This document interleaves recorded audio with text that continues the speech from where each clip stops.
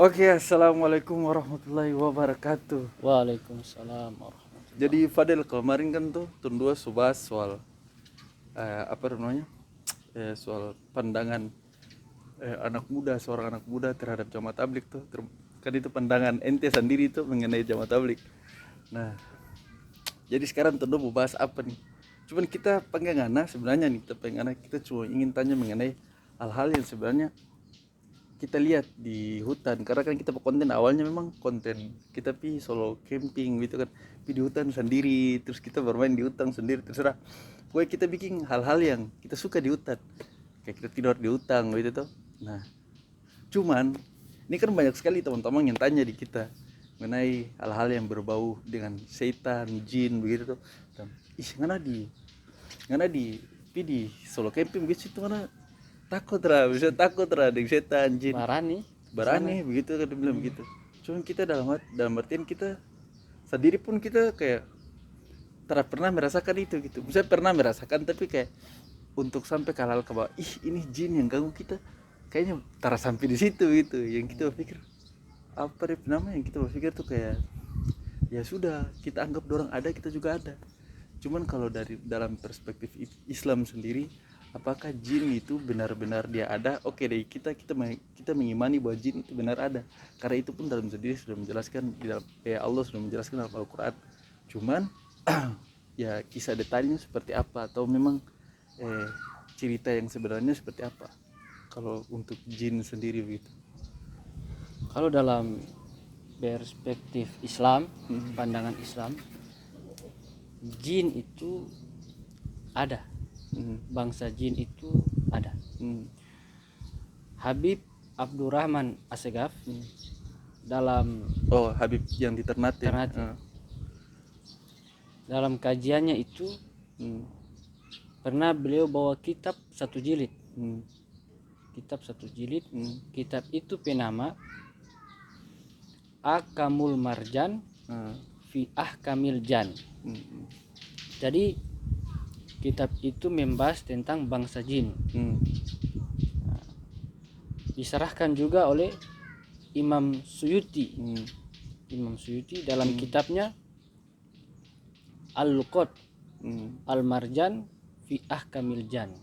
Itu membahas detail tentang jin. Bangsa jin. Jadi bangsa jin ini, seluruh bangsa jin yang ada sekarang ini, yang tong tahu, yang tong dengar-dengar, jin ifrit, jin korin, banyak. Semua jin ini berasal dari satu jin. Yang pertama kali Allah ciptakan. Jin yang pertama kali Allah ciptakan itu di dalam kitab Akamul Marjan fi Ahkamil Jan, namanya Sumia. Sumia ini jin laki-laki. Sumia perempuan, Sumia siapa ini terjelas? Bukan. Bukan manusia. Sumia ini jin laki-laki yang pertama kali diciptakan. Nama Sumia tapi laki-laki. Itu dijelaskan dalam kitab tadi. Sumia ini yang ada di dalam Al-Quran surah Ar-Rahman. Khalaqal janna mimma rijim minar. Khalaqal jan, diciptakannya jin, mimma rijim minar, dari kobaran api yang menyala-nyala. Jadi jin itu diciptakan dari api. Ketika Allah ciptakan jin yang pertama kali diciptakan itu, namanya Sumia itu.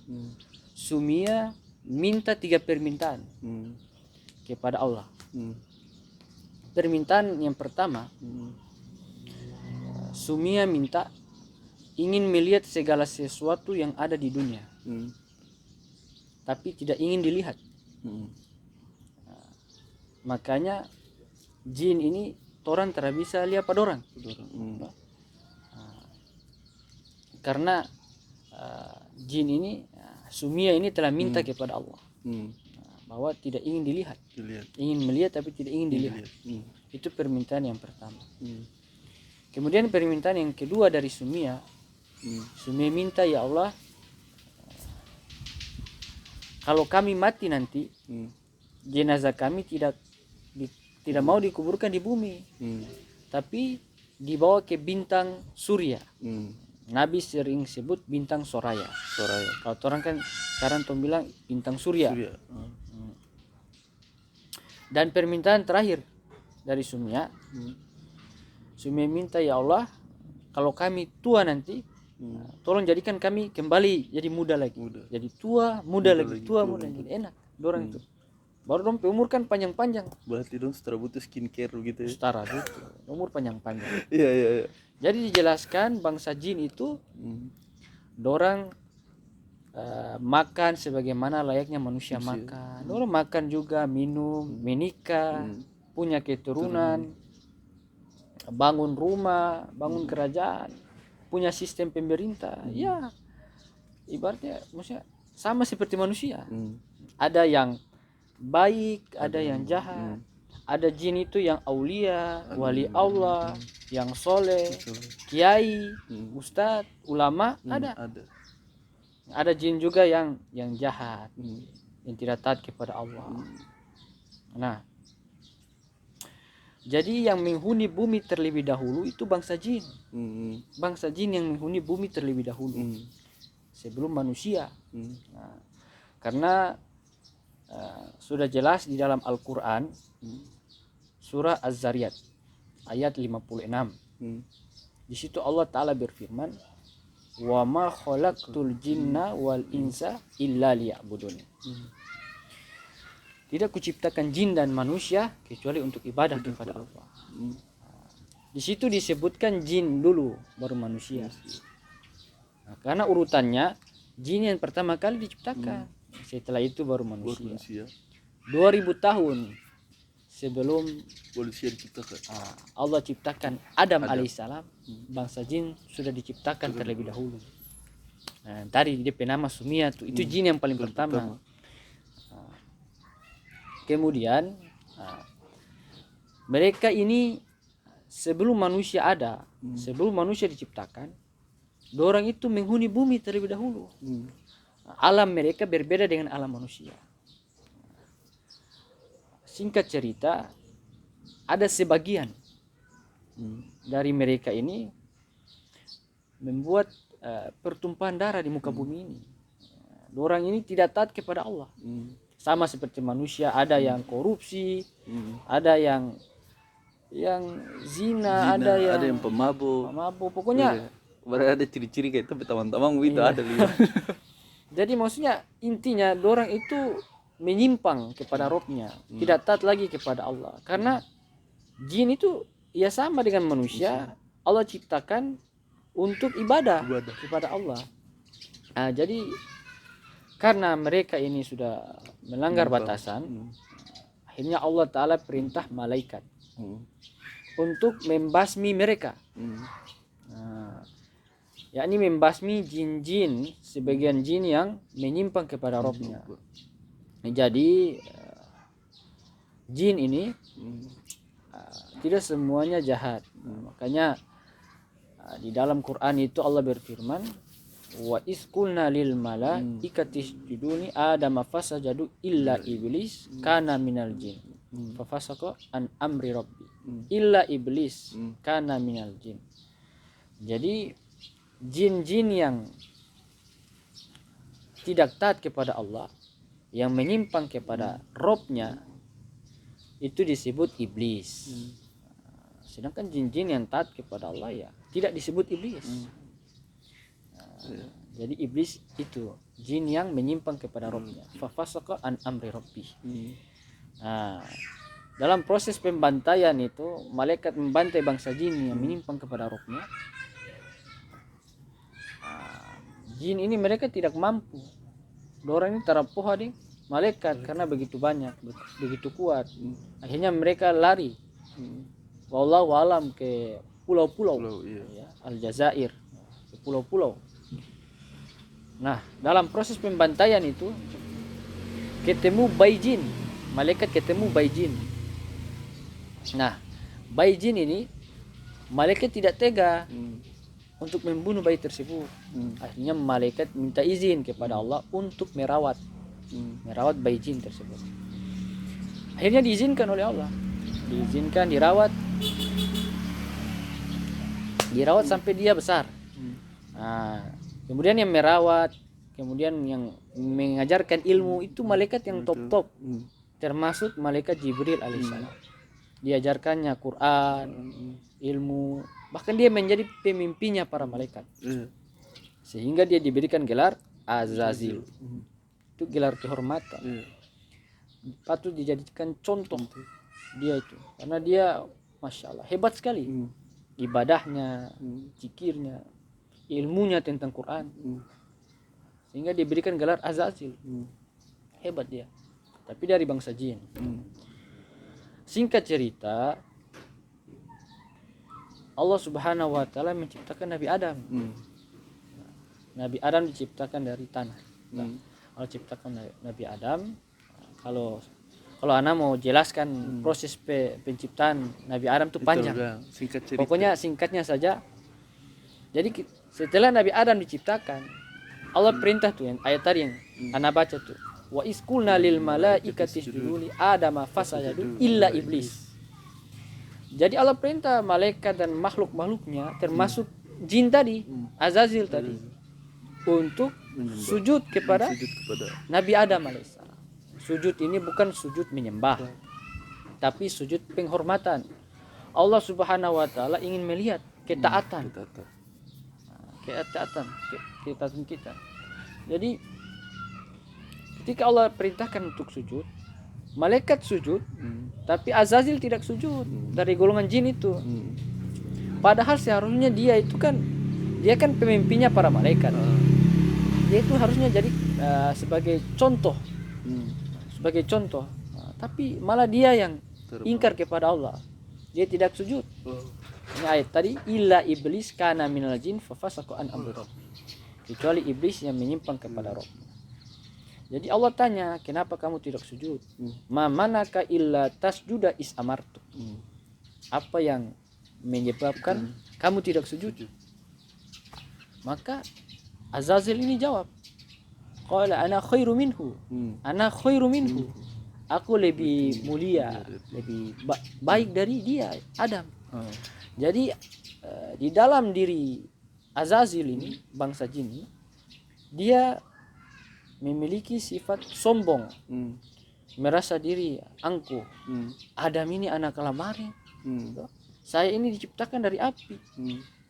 Khalaqtani min nar wa khalaqtahu min tin. Saya diciptakan dari api, sedangkan dia dari tanah. Iblis merasa, Azazil merasa dirinya lebih mulia, lebih baik.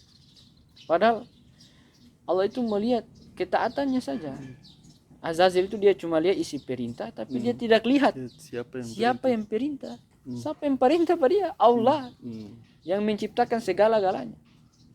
Nah, di situ karena Azazil yang tadinya dijadikan contoh oleh malaikat dan makhluk-makhluknya tidak taat kepada Allah karena merasa diri lebih baik, lebih mulia, maka Allah Subhanahu wa taala murka, Allah marah. Allah murka, dirubah gelarnya yang tadinya Azazil berubah menjadi iblis, laknatullah alaihi. Jadi jin yang menyimpang kepada Robnya, jin yang tidak taat kepada Robnya disebut iblis. Iblis. Jadi ketika Azazil itu dirubah gelarnya, jin yang tadinya gelarnya Azazil dirubah menjadi iblis, wujudnya pun dirubah menjadi wujud yang sangat buruk. Jadi jin yang iblis ini dia rupa itu buruk. Tidak, pokoknya dapat lihat terbagus. Baru dia dikeluarkan dari surga. Fix masuk neraka. Tapi dia sempat doa, izinkan saya untuk menggoda anak cucu Nabi Adam alaihissalam sampai hari kiamat. Jadi itu dia cerita mengenai bangsa jin. Jadi makhluk yang bernama jin ini dalam pandangan Islam itu ada. Bahkan sebelum manusia itu ada, bangsa jin sudah ada terlebih dahulu. Dan orang-orang yang tidak percaya dengan adanya kehadiran bangsa jin, berarti orang tidak percaya Al-Quran, karena itu syariatnya. Wa ma khalaqtul jinna wal insa illa liya'budun. Jadi sudah jelas Allah ciptakan jin dan manusia untuk ibadah Allah. kepada Allah Subhanahu wa taala. Jin yang tidak taat kepada Allah, yang menyimpang kepada Robnya disebut iblis. Terus setan itu apa? Setan itu sifat. Setan itu bukan makhluk. Sifat. Sifat apa? Sifat yang menjauhkan dari kebaikan. Jadi setan itu ada dalam diri jin dan ada juga dalam diri manusia. Dalam Quran surah An-Nas. Minal jinnati wan nas. Dari golongan jin dan juga manusia. Jadi seperti itu. Terus kemudian ini kan banyak orang bilang gini tadi yang non tanya tuh, dia bilang ih kenapa di hutan sendiri kan ternyata kok jin ke setan dia banting penganan dan sebagainya. Itu kira-kira gimana yang kayak dia manakal buat orang kan, dalam artian mungkin bisa jadi kayak dia manakal tuh walaupun secara tidak langsung fisik tapi kayak dia masuk di tempat tubuh terus kemudian kayak santet kayak atau gimana, bukan santet sih, kayak diganggu tapi dalam jiwa begitu. Jin ya? Jin. Jadi itu berkaitan dengan kayak dia ilmu sihir kayak gimana? Kalau bangsa jin ini memang Allah itu sudah memberikan mereka tempat, yakni alam mereka sendiri. Alam jin dan alam manusia. Kalau bangsa jin ini keluar dari alam mereka, menyerupai manusia, menyerupai ular dan lain-lain, mereka itu sudah melanggar batasan Allah. Jadi contoh lagi, banyak kejadian dari bangsa jin itu menyerupai ular dan dibunuh. Di zaman sahabat itu, zaman sahabat atau tabiin, ada si fulan membunuh ular. Taunya itu ular, padahal yang dia bunuh adalah bangsa jin. Apakah jin itu mati? Ya, mati. Kenapa? Karena dia telah keluar dari alamnya. Dia sudah melanggar batasan Allah. yakni Allah sudah ciptakan tempat mereka. Jadi kalau dorang so menyerupai ular, dorang so masuk di tubuh manusia, berarti dorang itu terkena apa ya? Kayak maksudnya dorang so menyatu dengan fisiknya begitu. Jadi kalau contoh ada si fulan dia kemasukan, untuk pukul pada dia, itu jin merasa sakit. Tong lapa dia jin merasa sakit. Jadi orang kemasukan itu gertak dengan air panas itu. Itu insya Allah dia jin lari. Jin lari itu. Nah itu jin. Kemudian kalau masalah sihir. Kalau orang Jawa bilang santet. Kalau orang Tidore, orang Maluku bilang doti. Itu sama saja, sihir, santet, doti. Nah, hal tentang sihir ini, doti ini bukan hal yang baru. Bukan hal yang baru. Jadi perkara sihir ini itu sudah lama. Di zamannya Nabi Musa sudah ada, Nabi Sulaiman sudah ada. Di zamannya Nabi Muhammad ada. Bahkan beliau pernah disantet. Rasulullah pun pernah disihir. Santet, didoti dia. Dapat doti. Tapi sihir yang mengenai Rasulullah berbeda dengan orang manusia biasa. Kalau dapat doti, dapat sihir, paling orang ini sampai parah, sampai muntah paku, puru bolong, puru bocor. Tapi Rasulullah tidak sampai begitu, karena beliau ada seorang nabi, beliau dijaga oleh Allah. Jadi kalau Rasulullah disihir itu tidak sampai kayak rusak kayak orang terhadap dia. Rasulullah paling kata ulama, Rasulullah itu badannya terasa berat, menggigil, paling sedikit luka. Itu saya tidak terlalu berat gitu. Ya, jadi perkara sihir ini tentang santet ini itu sudah lama, bukan hal yang baru, sudah lama, ada dari zaman dulu. Makanya dalam Al-Quran surah Al-Baqarah ayat 102 itu ayatnya panjang. Di situ Allah ceritakan.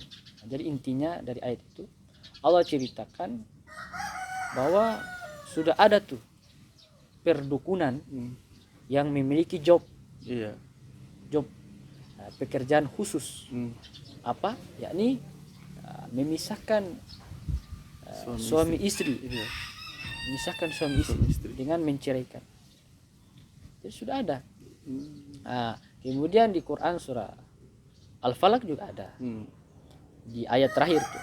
Qul a'udzu birabbil falaq min syarri ma khalaq wa min syarri ghasiqin idza waqab wa min syarri naffasati fil 'uqad wa min syarri hasidin idza hasad. Wa min syarri naffasati fil 'uqad. Nah, di situ wa min syarri naffasati fil 'uqad. Itu kan diceritakan ada seorang yang meniup buhul, meniup yakni sihir. Ceritakan itu sudah ada praktik perdukunan di situ.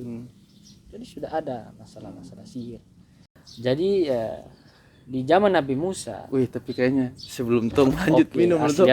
Minum sponsor nih. Orang sponsor Floridina nih. Iya, dari kios Daeng terus. Bismillah.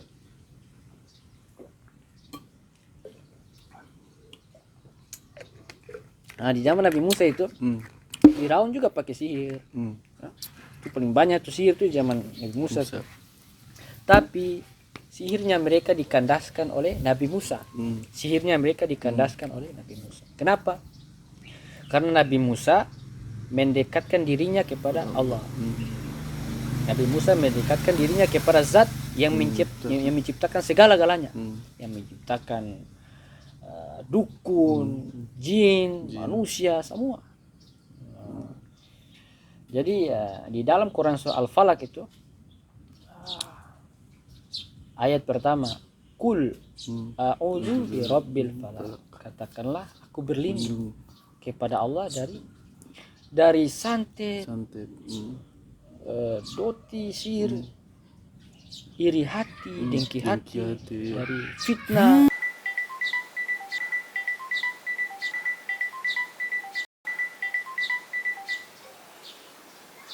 Assalamualaikum. Saya Wih, sorry kawan, sorry. Tadi dapat telepon panggilan orang tua kan tidak bisa ditolak tuh. Jadi kita tadi sebenarnya Al-Falaq. Iya. Jadi di dalam Quran surah Al-Falaq. Iya, kita minum dulu lagi.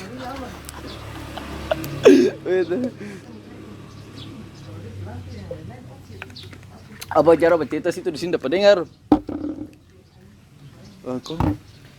Jadi di dalam Quran surah Al-Falaq ayat pertama itu kan, Qul a'udzu birabbil falaq. Katakanlah bahwa aku berlindung kepada Allah dari macam-macam, dari iri hati, dengki, sihir, doti, santet, fitnah, segala macam. Jadi intinya orang ini semakin banyak dekat kepada Allah, maka barang-barang seperti doti, sihir itu tidak akan dapat kepada kita. Jadi ada orang bilang dukun itu orang pintar. Padahal sebetulnya iya, karena orang yang datang tuh orang bodoh.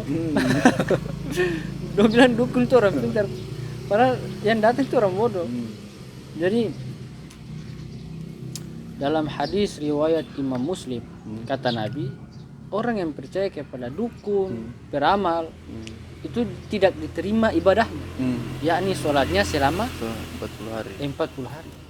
Kemudian di hadis riwayat Ahmad, kata Nabi, orang yang percaya kepada dukun, beramal, itu bukan hanya dosa besar, tapi dia termasuk kufur lagi, syirik. Itu bahaya itu. Bahkan itu sulit untuk sulit untuk diperbaiki. Iya, sulit. Sesat itu. Sesat. Ya. Jadi begini, ngapain orang harus percaya kepada dukun? Kenapa tuh harus? Maksudnya ngapain tuh mau percaya pada orang gitu? Ya kalau hanya sebatas ilmu pengetahuan itu boleh-boleh saja. Tapi untuk dipraktekkan ilmu itu tidak boleh, karena dilarang dalam syariat Islam. Dilarang. Jadi di dalam Quran surah Al-Jin ayat 26, 27 yang terakhir itu Allah sudah jelaskan. Kalau orang mau terima percaya hal-hal yang gaib, orang terima itu dari orang-orang yang soleh, orang-orang yang baik, seperti para nabi, Bernabi. orang-orang soleh. Kalau orang mau terima berita hal-hal gaib dari para dukun, itu tidak boleh kata Allah. Itu dalam Quran surah Al-Jin. Mungkin. Jadi seperti itu. Boleh. Jadi kira-kira begitu. Maksudnya kita boleh apa ya?